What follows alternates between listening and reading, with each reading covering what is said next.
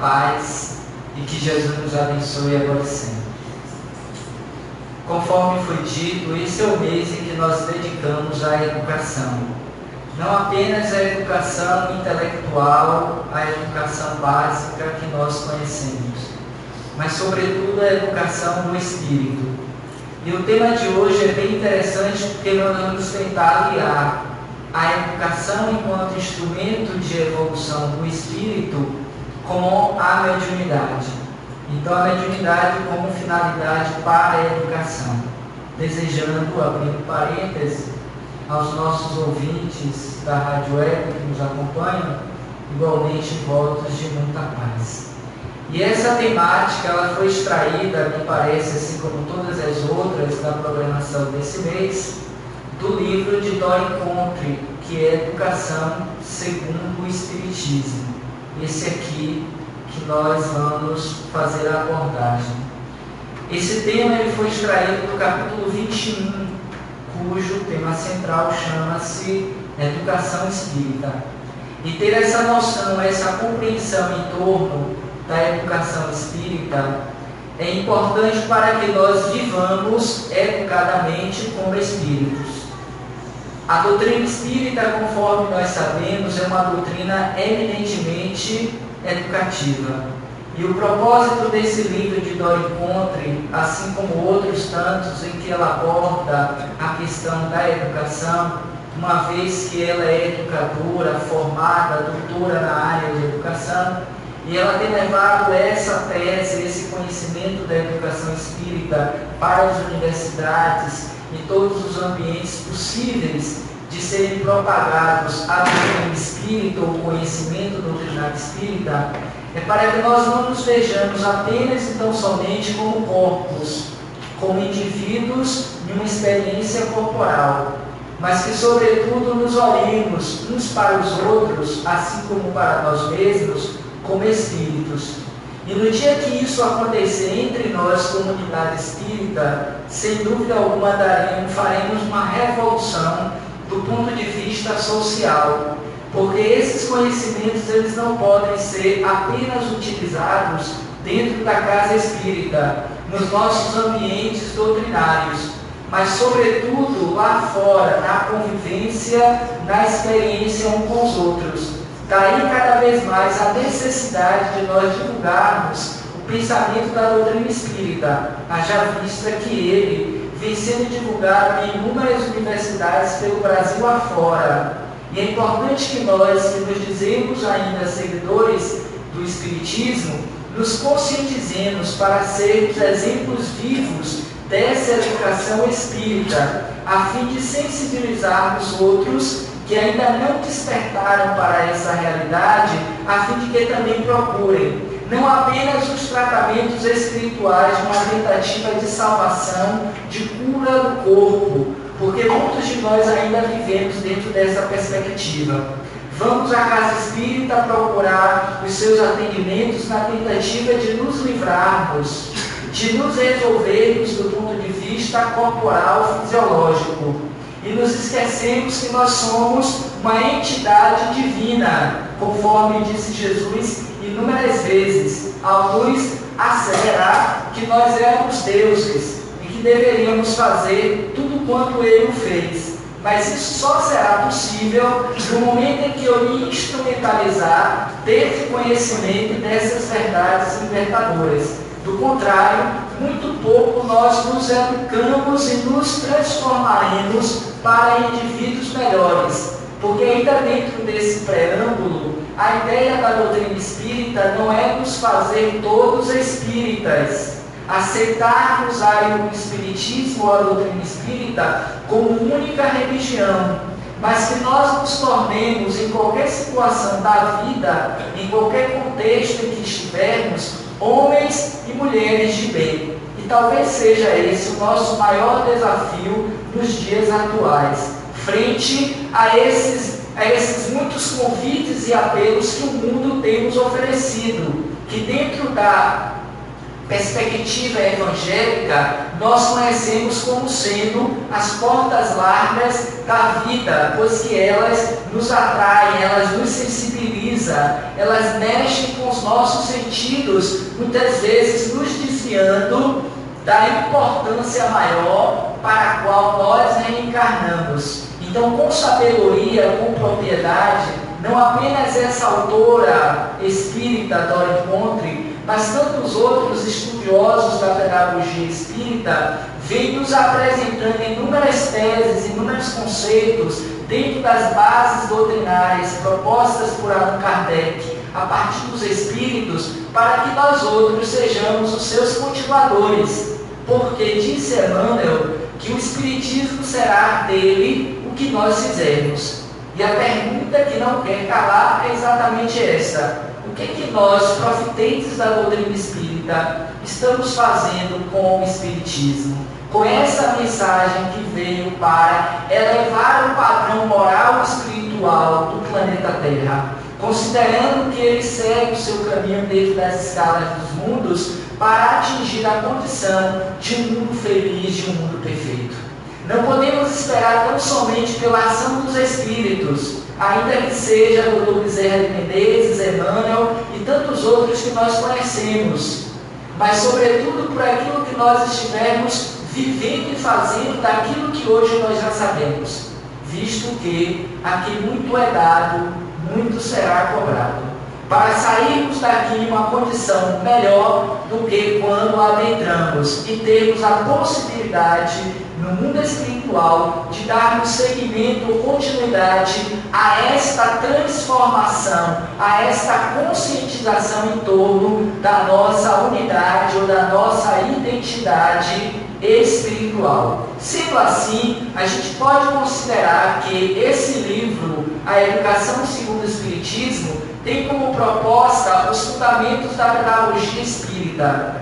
E é muito interessante, principalmente para os educadores, ora aqui presentes, para os pais e todos nós, de um modo geral, porque também atuamos dentro dessa vertente educacional, precisamos conhecer um pouco dessa pedagogia que dizemos acreditar que é a doutrina espírita. Porque senão nós discussamos algo e vivemos outro algo.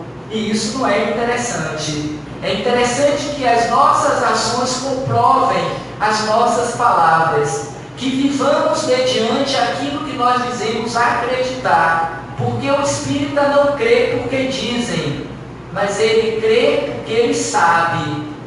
A doutrina espírita é ao mesmo tempo uma doutrina consciencial, racional, lógica, que amplia a nossa visão de mundo e nos dá um sentido de viver, não apenas para as conquistas das coisas materiais, mas sobretudo para a nossa elevação moral e espiritual. E é chegada a hora para que nós façamos esse movimento de transição, de mudança, de elevação do padrão espiritual da Terra, a fim de que ele se torne o mundo dos bem-aventurados, dos eleitos do Senhor, e que nós façamos parte desse momento que poderíamos caracterizar como sendo a grande ceia, o grande banquete que Deus preparou para todos nós, os seus filhos. No entanto, enquanto convidados, nós não estamos aceitando esse convite feito pelo Senhor, trazido pelo seu Filho maior, Jesus, há mais de 2000 anos,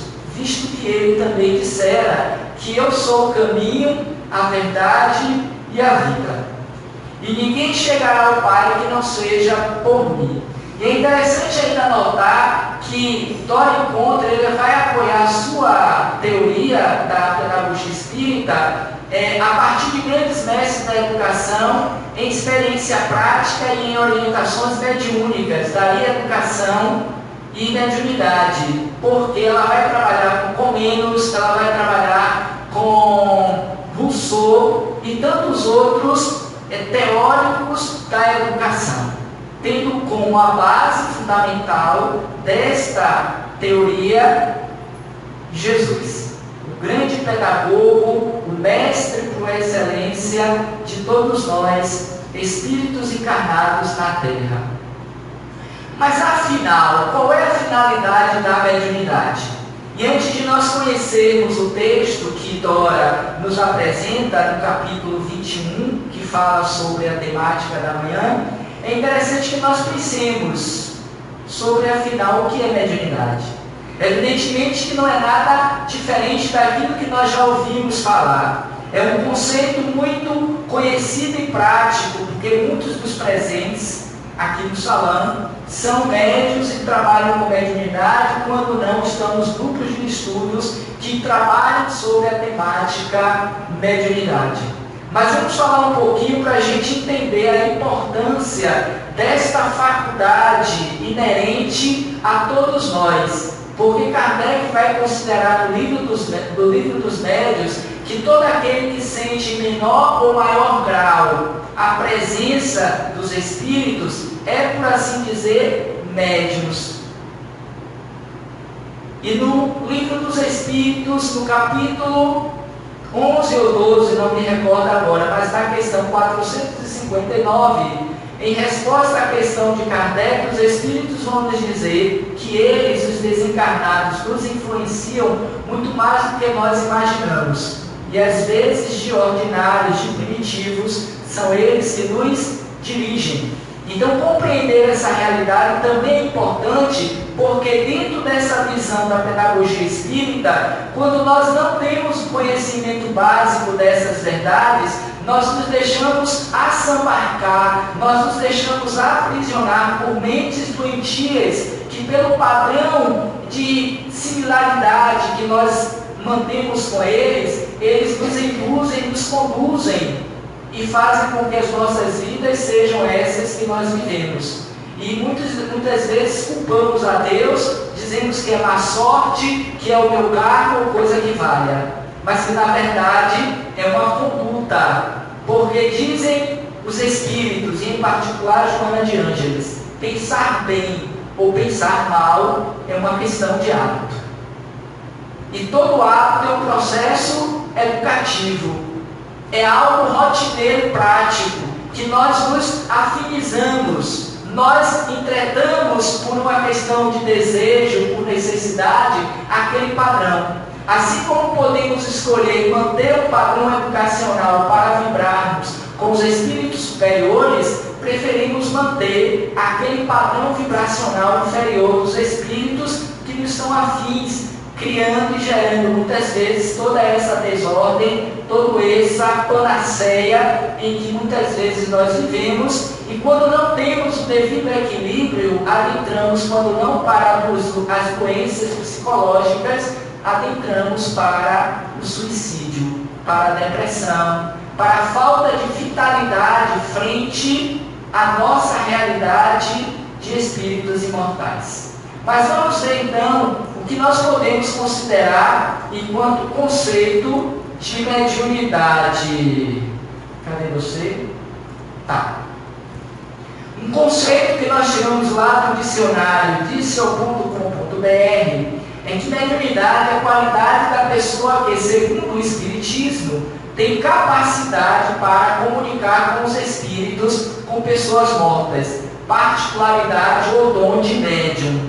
Essa particularidade, essa faculdade orgânica que todos nós possuímos, é o que nós rotulamos costumeiramente como sendo mediunidade. Se todos somos mais ou menos médiuns, pressupõe, pela lógica, que todos possuímos mediunidade. E essa mediunidade, ela estabelece esta intermediação entre os dois planos da vida, em que pese que muitos somos médiuns entre nós mesmos, encarnados, e que nós estabelecemos pelo fator psíquico mental esta relação dual entre mentes, porque o móvel pelo qual nos ligamos aos espíritos, sejam encarnados ou desencarnados, é pelo pensamento, pela força de vontade, pela energia psíquica que eu emito para um ou para outro que eu capto. E eu estabeleço esse conúbio no dizer de André Luiz, que pode ser para o bem, quanto pode ser para o mal. Então, essa seria um dos conceitos de mediunidade. Mas mediunidade também pode ser vista como uma faculdade existente no ser humano, que permite a comunicação entre o mundo material e o mundo espiritual. É uma disposição, e é importante considerar, uma disposição orgânica entre o corpo e o perispírito. Não depende da moral do indivíduo. Esse é um conceito mais técnico do ponto de vista da doutrina espírita. Está lá no Livro dos Médiuns. É essa faculdade que nos permite entrar em comunicação com o mundo espiritual, visto que todos somos espíritos, de onde saímos e para onde retornaremos. E enquanto estamos de passagem aqui no corpo físico, uma forma de estabelecermos essa vinculação, essa união com o mundo espiritual é através do pensamento, é através do desdobramento, é através das comunicações ora conhecidas pela maioria de nós. Então é uma disposição orgânica, porque o espírito ao reencarnar, ele vem com essa predisposição. O mundo espiritual prepara aquele corpo, seja ele físico, seja ele perispiritual, para que em dado momento da sua trajetória encarnatória, ele ecloda a mediunidade. E aí a gente passa a ter aquelas esquisitices, aquelas sensações estranhas, e nós passamos a ter a possibilidade de ver, de ouvir, de escrever, de falar, e outras tantas diversidades desse talento que é a mediunidade.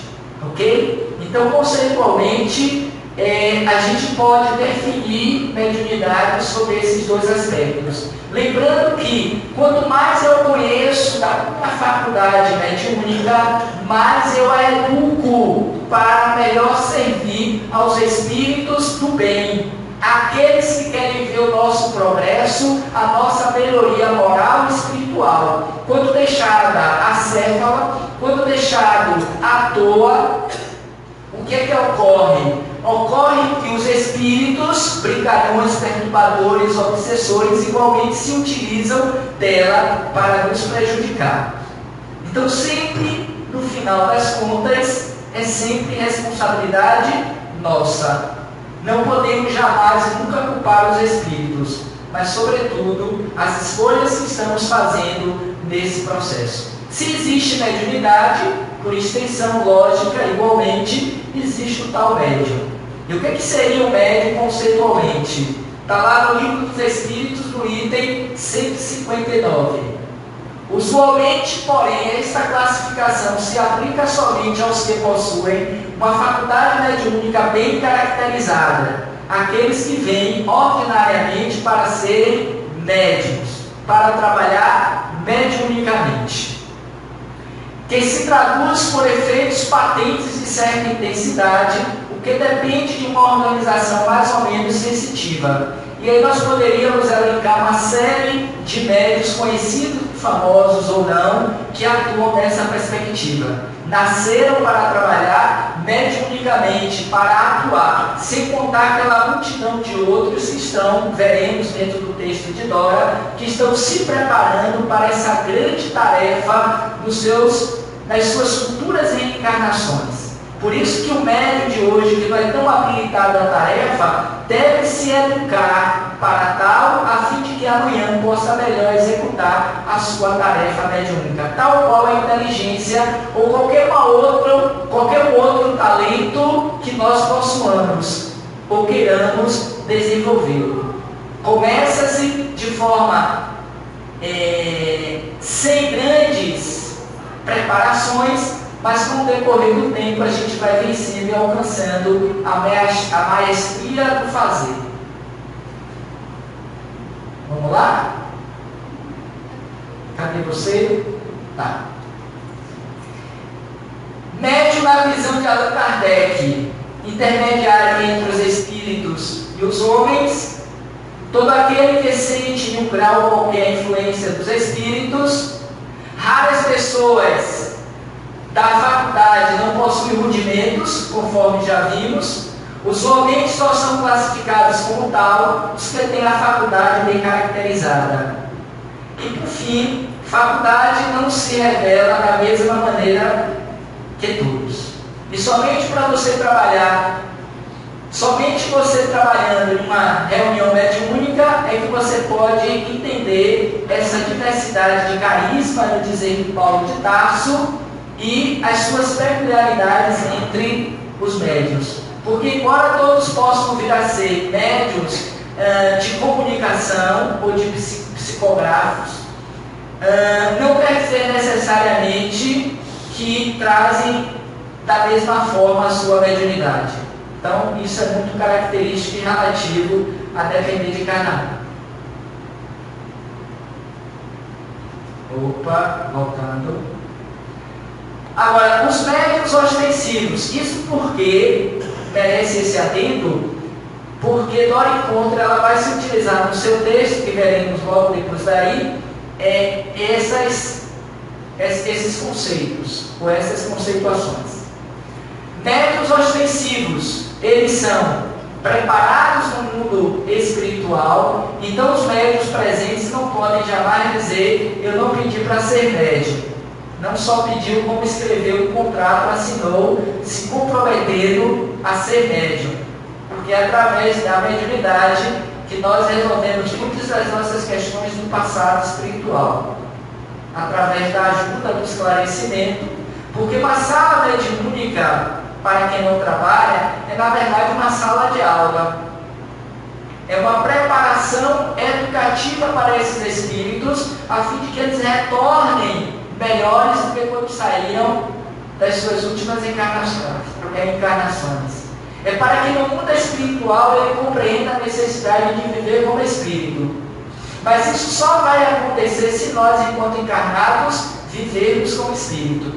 O problema é que a gente acredita no espiritismo, na imortalidade da alma, na comunicabilidade com os espíritos, mas a gente vive como humanos, meramente apegados e aferrados à matéria e aos bens materiais. E Jesus lá atrás já nos advertira reflexivamente de que adianta ganhar o mundo e perder a vida. É o que a maioria de nós, espíritas religiosos, temos feito.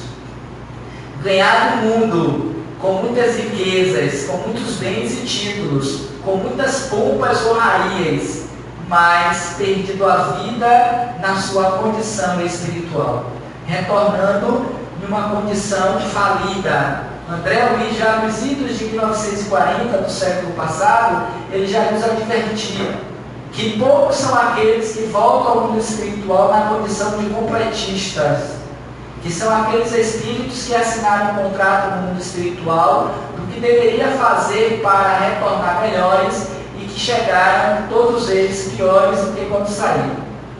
E não são poucos os espíritas, haja vista o que tem nos dito recorrentemente Filomeno de Miranda na sua literatura mediúnica, através de Divaldo Franco.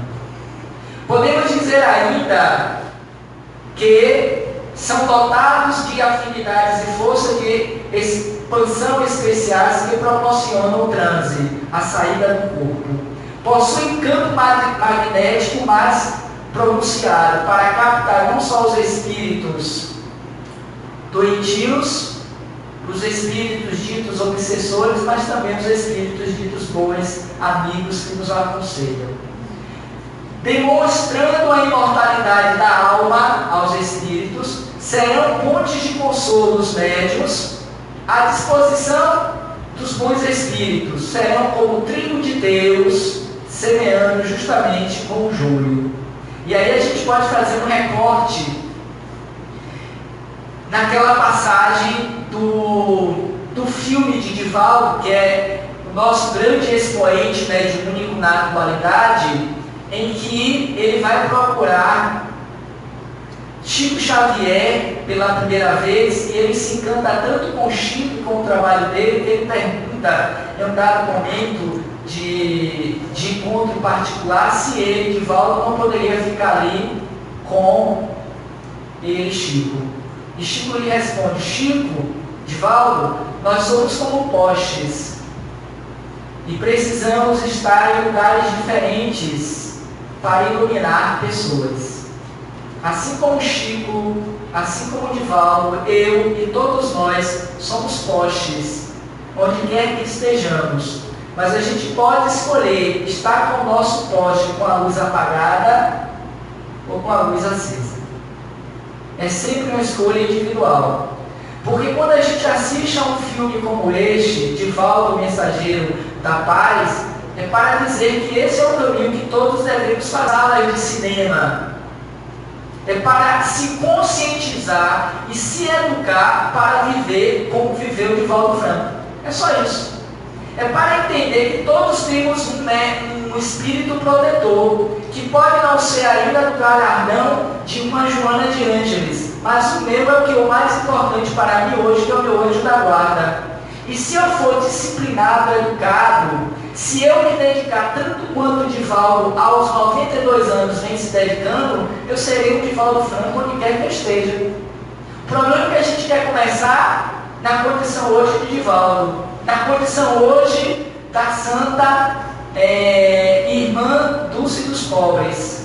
A gente não quer começar com aquela freira desconhecida, que foi parada, que foi ofendida, que apoiou, que passou por necessidade, que foi excluída da igreja e tantas outras coisas.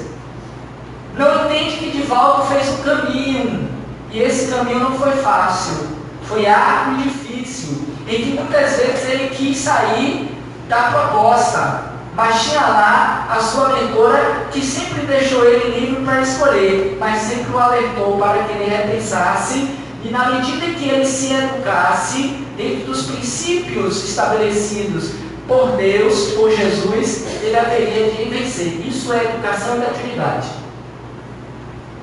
A gente precisa trazer para o nosso contexto esses conteúdos que a Casa Espírita nos traz a partir das nossas reuniões doutrinárias. A gente precisa se perguntar igualmente, me permitam, sobre o que eu estou fazendo aqui todos os domingos na Casa de Oração Bezerra de Menezes ao assistir uma doutrinária, assim como aos sábados, de onde eu participo há mais de 30 anos, e de todas as doutrinárias de segunda a domingo. O que é mesmo ser espírita? O que é mesmo ouvir uma doutrinária, uma palestra? É para sair de casa? É para dizer que está atendendo à vontade de Deus? A gente precisa pensar isso, porque isso tem a ver com a educação espírita. Espírita é aquele que sabe, que racionaliza, que entende, que pensa, que tem escolhas próprias e conscientes. Não se deixa levar pelo oba-oba. Não se deixa fantasiar pela sua própria realidade. A encara e não transfere responsabilidade. Isso serve igualmente e mais intensivamente para aquele que se diz médium. Porque existe um médium ostensivo, mas existe um médium passivo. E dizem os Espíritos que esses são muito mais prejudiciais do que os ostensivos. Porque esses últimos, eles trabalham, queira ou não, bom ou mal, nas reuniões mediúnicas. Estão atendendo mais ou menos a necessidade do negócio. Mas os não ostensivos estão mundo afora, trânsito afora pelas estradas da vida. O que estão fazendo com a sua mediunidade?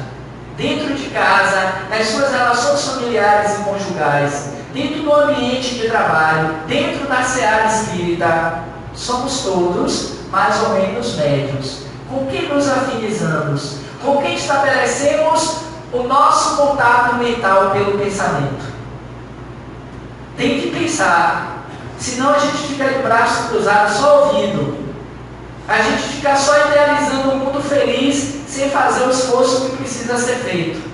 Senão a gente acredita no milagre de Deus, que vai acontecer do nada. Ou que os maus, os ímpios serão mortos e destruídos para vivermos a felicidade plena na terra. Nada disso vai acontecer.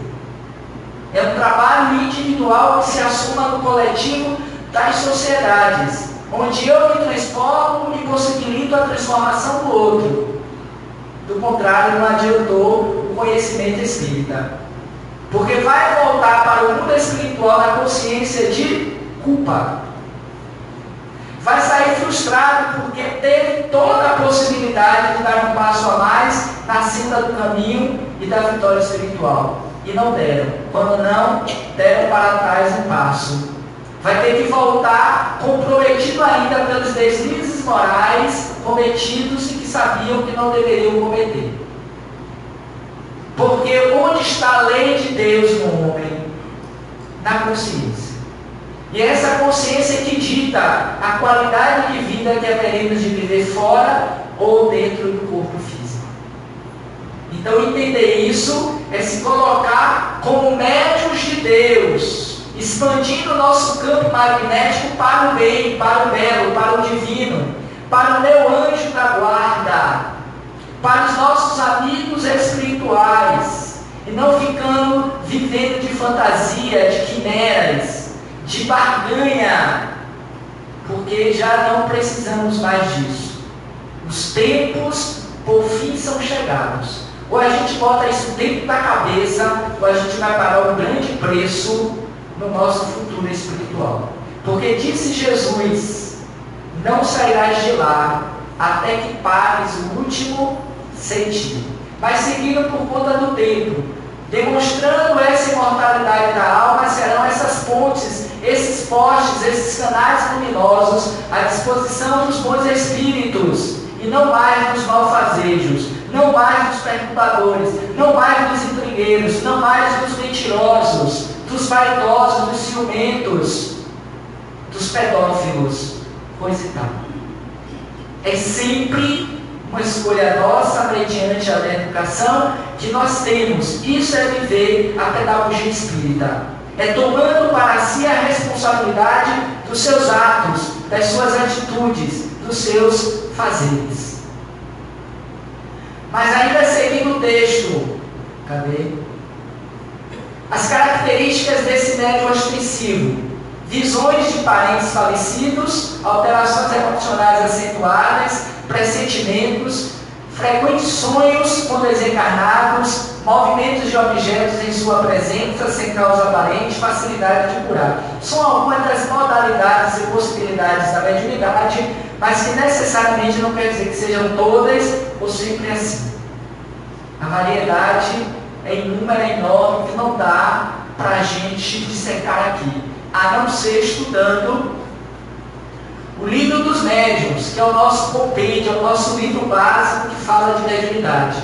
A mediunidade nunca mais foi a mesma depois do surgimento do livro dos médiuns, antecedendo ao livro dos espíritos, que ampliou a nossa visão de imortalidade de mundo, deixando para nós as nossas escolhas. São mais de 160 anos em que a doutrina espírita está conosco, nos falando de quê?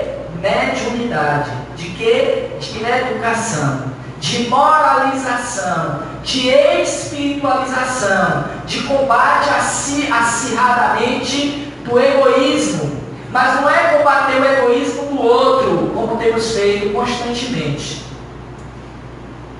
Porque disse Jesus: o inimigo não está fora, está dentro de cada um de nós. O movimento é para guerrear com nós mesmos. A minha paz vos deixo, a minha paz vos dou, mas não vos a dou como o mundo a dá. Eu não vim trazer a paz, eu vim trazer a espada. A luta constante entre nós e nós mesmos, e não mais entre nós e os outros. Porque eu me superando, me renovando, me transformando, serei um homem e uma mulher melhor. E com isso eu estarei dando a possibilidade de também ser um mundo melhor. Você é a paz que você quer ver no mundo. Então não deseje paz se você ainda não é capaz de viver a paz. Viva a paz, porque naturalmente ela se expressará no mundo. E nós somos aqui pelo menos uma população de 50 indivíduos. Se nós vivermos a paz que queremos hoje nas sociedades, nas comunidades em que nós nos movimentamos, podem ter certeza, a violência vai cair sobremaneira onde estivermos. E não simplesmente vir para cá aos domingos pela manhã pensar em paz, como nós fazíamos há pouco tempo atrás, indo para as igrejas orar e pedir que Deus resolvesse a paz por nós. Ele não vai resolver. Quem faz a paz sou eu, onde quer que eu esteja vivendo-a, mesmo no combate, porque a gente pode ser alegre na tristeza, bem-aventurados no sofrimento. É uma questão de educação. Aí a gente dilata o entendimento para compreender a importância da educação espírita na nossa vida. Bora, Michel. Eita. Aí então, tudo isso, 9h40. Para chegar a mensagem de Dona Encontre.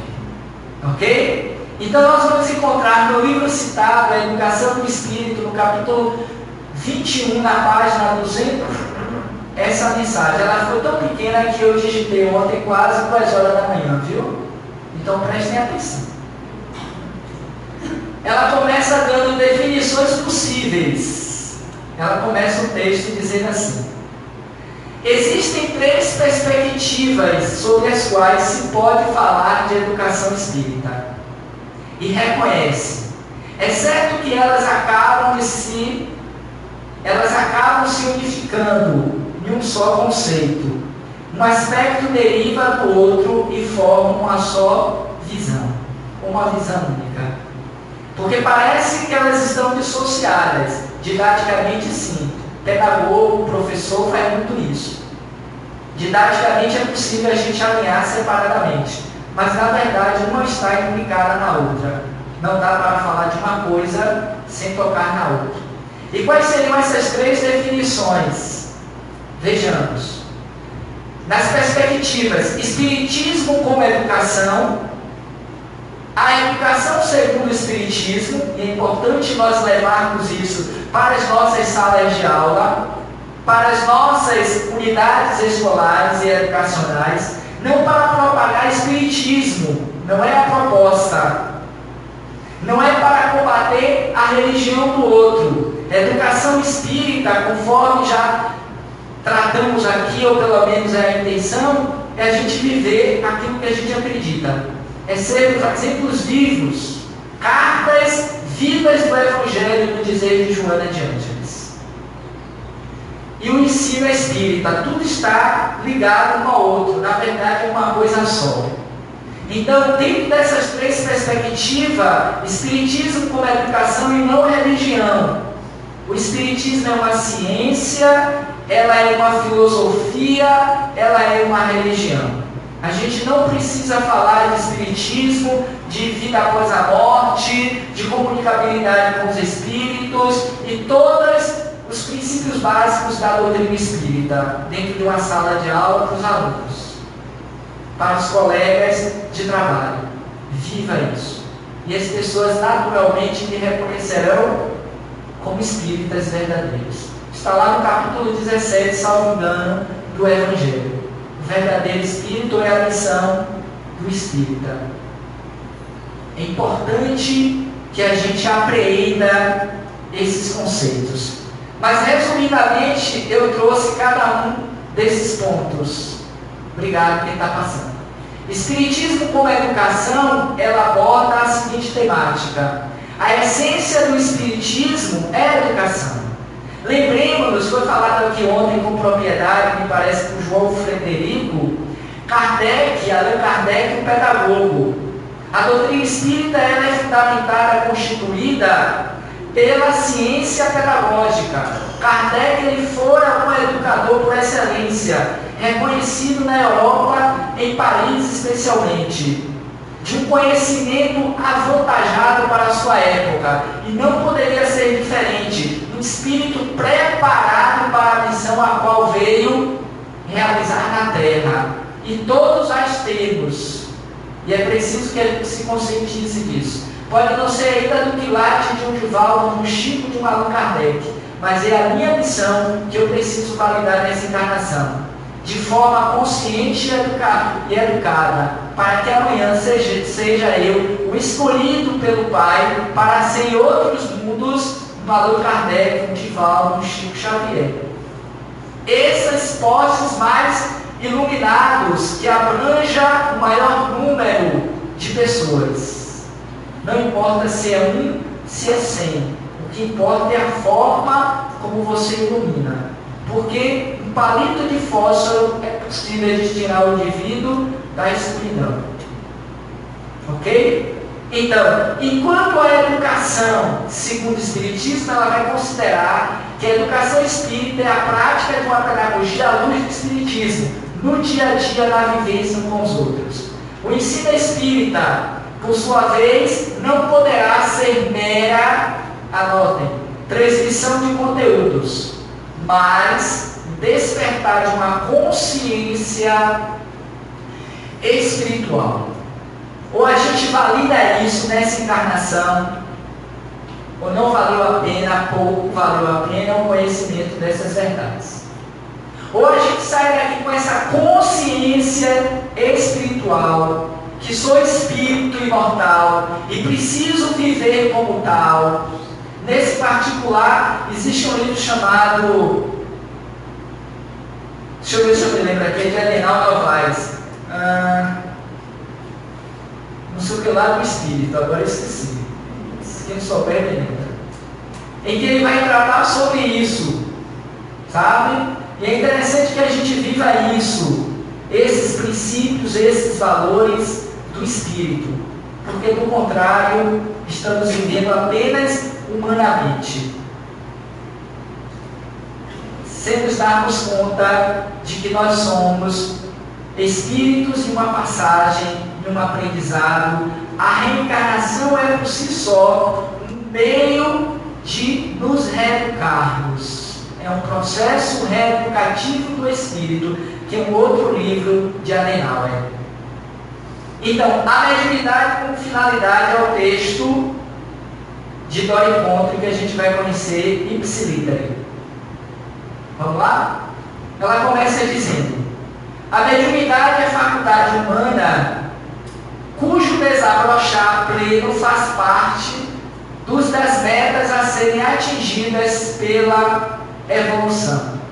Desculpa porque foi tarde, eu devo ter escrito um bocado de coisa errada, viu? A mediunidade é uma faculdade humana cujo desabrochar pleno faz parte das metas a serem atingidas pela da evolução.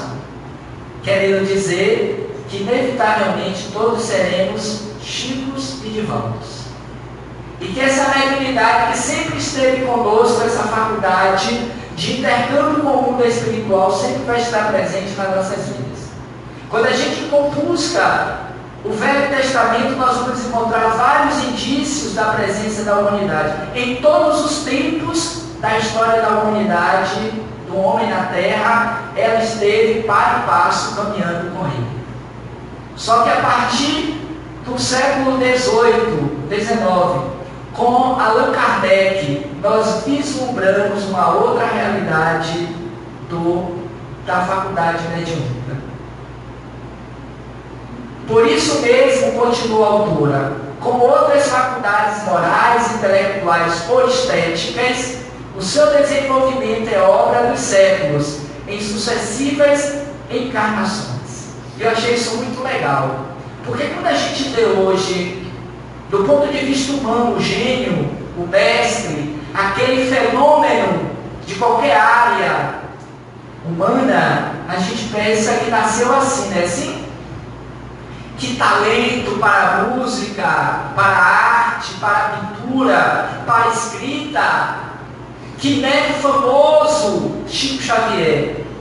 A gente acha que nasceu pronto. Nasceu não. Começou simples e ignorante. Começou do zero, tal qual a criança que é colocada lá na unidade educacional infantil para crescer e se desenvolver, através das reencarnações. Mas em cada uma delas foi se aprimorando, melhorando, evoluindo, crescendo, renovando-se, e que hoje é o poste que é. E a gente precisa pensar nessa perspectiva. Talvez um dos pontos mais significativos do filme de Divaldo. Nós somos postes, não podemos ficar juntos. Precisamos iluminar o maior número de pessoas. Comece por aqueles que estão em casa. Ou melhor, apague. Comece por você mesmo. Ilumine-se. Porque você só é capaz de levar o outro até onde você já conseguiu chegar. A gente só consegue amar o outro na medida em que nós nos amamos. Ilumine-se primeiro. E naturalmente você então começa com os de casa que são mais próximos. E se estende pela vizinhança, pelo ambiente de trabalho, pela grande sociedade. É assim que começa uma irmã Dulce. Conheçam a história de irmã Dulce. Leiam a sua biografia. E nós veremos que ela começou com ela mesma. Quando tomou uma decisão de ajudar os mais pobres. De agradar a Deus e pagar o preço. Educativamente ela foi se preparando para tal. Para isso precisou abdicar das coisas do mundo para viver Deus. E nós? Estamos abdicando das coisas do mundo para viver Jesus? Para viver Allan Kardec, a quem dizemos acreditar na sua teoria? Porque Kardec morreu, dizia o palestrante de ontem, por uma das razões, por conta disso, da sua extrema dedicação à doutrina espírita. Somente um cara do porte moral e espiritual de Allan Kardec seria capaz de, em 15 anos, constituir esse edifício que é a doutrina espírita. Às vezes nós levamos 20 para escrever um livro.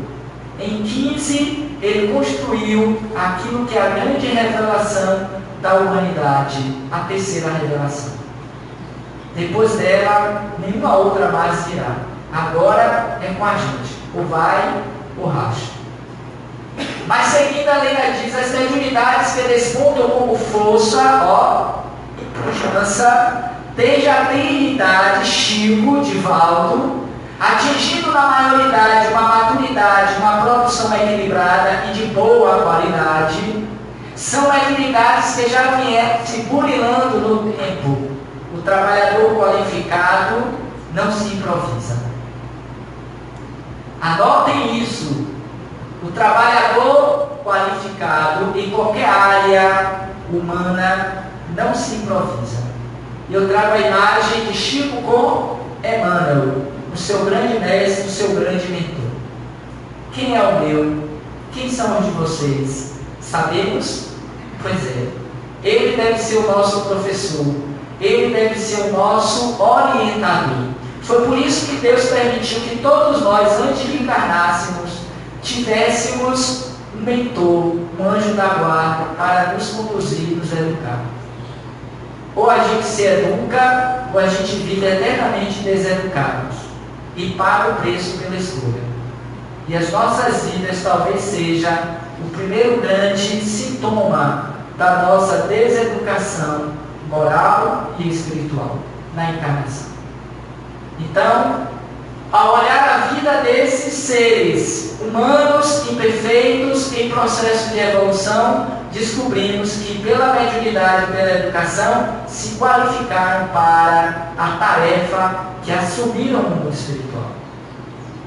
Ok? E dando seguimento, a Lena diz, ao invés, as mediunidades excitantes, para mim e para os demais muitos, e seguras, sujeitas a perturbações intensas e cujos resultados deixam sempre a desejar, são mediunidades em início de maturação. Ou está começando agora, ou foi desvalorizadas ontem. É aquela mediunidade ou aquele talento que nós internamos. E que hoje estamos pagando o preço, recebendo de volta aonde deixamos. Mau e infiel servidor, será tirado tudo quanto tens. Para aquele homem que enterrou o talento que o Senhor deu a ele para multiplicar. É o talento da mediunidade que a gente enterra para escolher as coisas do mundo. Tomai cuidado para não adentrares as portas largas da vida, porque estas são a da perdição. Mas adentrai, tomai cuidado para adentrar a porta estreita da vida, porque esta é a porta da salvação, da libertação. E nessa porta estreita nós vamos encontrar Jesus, vamos encontrar a educação fundamentada nos seus princípios, Porque falar de pedagogia espírita, de mediunidade, de educação, é falar de Jesus. É falarmos da sua mensagem de amor, da sua mensagem revolucionária, que atingiu a humanidade de tal forma que nunca mais fomos os mesmos. Ele conseguiu dividir a história da humanidade em 2 momentos, antes e depois dele. Não pelos discursos, pelos escritos, mas sobretudo pelos exemplos que nos deixou. A grande mensagem de Jesus se constitui pela exemplificação. Nem por isso médios inseguros, vacilantes, devem ser desprezadas ou negligenciadas, mesmo se na presente encarnação tais médios não alcancem o equilíbrio ideal. Estão se preparando, graças a Deus, o consolo, a esperança para tarefas futuras. Estão aprendendo a lidar com esta faculdade complexa e múltipla. Observem como isso é importante. O que a gente não faz hoje com talento, não desistamos. Continuemos assim mesmo. Errando, acertando, caindo, levantando. Porque um dia a gente se apruma e dá o grande voo para a nossa libertação espiritual. Nesse sentido, sugiro, me passou aqui rapidamente, que nem uma pomba, o livro de Fernão Capelo, Gaivota. Quem ainda não leu, leia. Quem já leu, releia. É algo do tipo que eu particularmente associo a esse processo de crescimento espiritual. Uma ave, uma gaivota que quis aprender a voar. Muito linda a metáfora dele. Ao longo das vidas, a mediunidade vai se afinando, vai se tornando mais lúcida, mais elevada. O homem, como ser integral, e desenvolve de forma inteira. Legal isso de Dora. Para finalizar, ela ainda considera, assim, um espírito que vem desenvolvendo uma potencialidade mediúnica como qualquer outro talento, a inteligência, a empatia e qualquer uma outra que a gente queira trazer aqui, só se poderá dar um salto qualitativo se fizer igual progresso moral e intelectual. Moral para afinizar-se com espíritos superiores, para canalizar de forma produtiva e benéfica a sua faculdade. Não basta se dizer médium, a gente precisa saber a quem nós servimos. Está lá no Evangelho segundo o Espiritismo. Não se pode servir a 2 senhores. Perguntemos-nos enquanto médiuns, conscientes ou inconscientes, a quem estamos servindo. Ok? Me parece que esse é o último. E intelectualmente, para saber racionalizar, analisar e conduzir a própria mediunidade, permitindo ao mesmo tempo que os espíritos encontrem cabedal cultural necessário às comunicações de qualidade. Como é que eu posso querer me comunicar, ou dar comunicação de Bezerra de Menezes? Ele, por onde passou, deixou pegadas de luz, sinais de luz.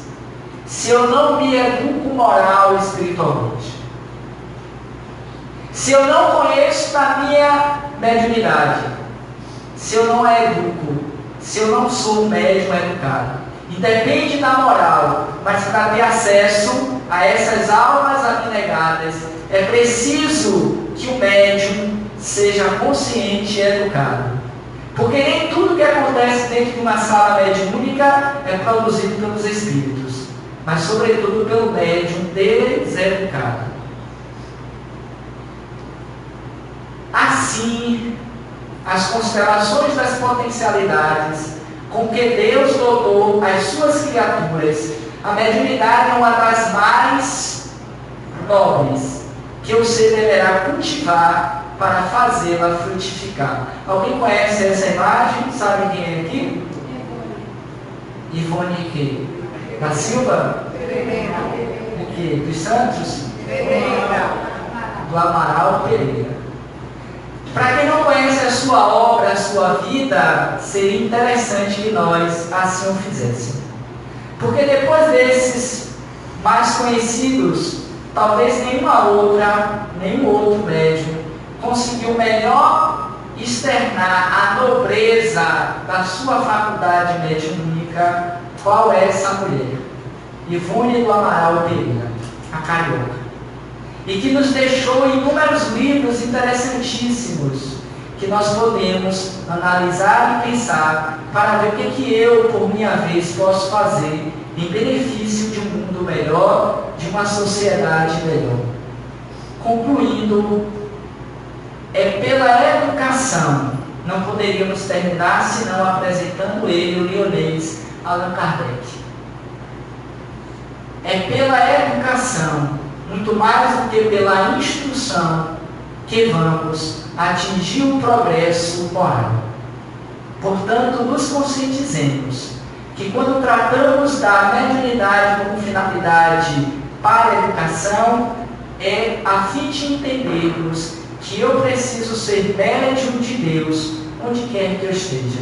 Eu preciso me conscientizar do valor desse instrumento divino que todos possuímos, a fim de merecermos a condição, se não hoje, amanhã, de nos tornarmos também os novos Allan Kardec, que haveremos de levar para muitos que estão iniciando a mesma mensagem que ele nos legou há mais de 160 anos.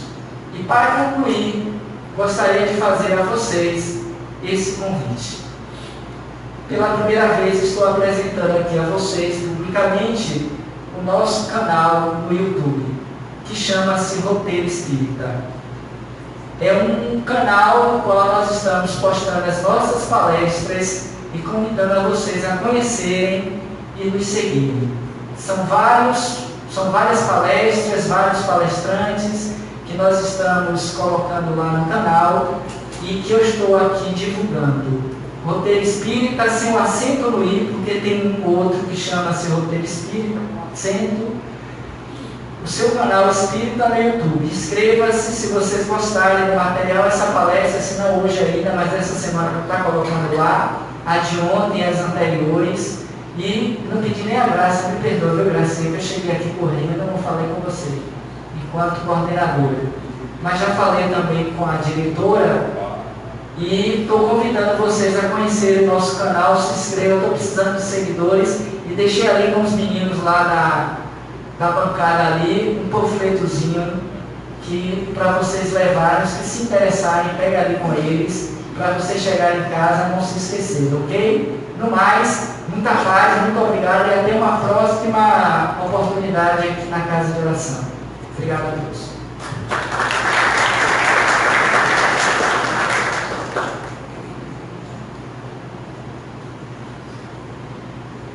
Agradecemos a Robson, que com essa conversa que teve conosco esta manhã, certamente deixou em nossas mentes e em nossos corações muitos assuntos a serem refletidos e questionados. Agradecemos também aos nossos amigos internautas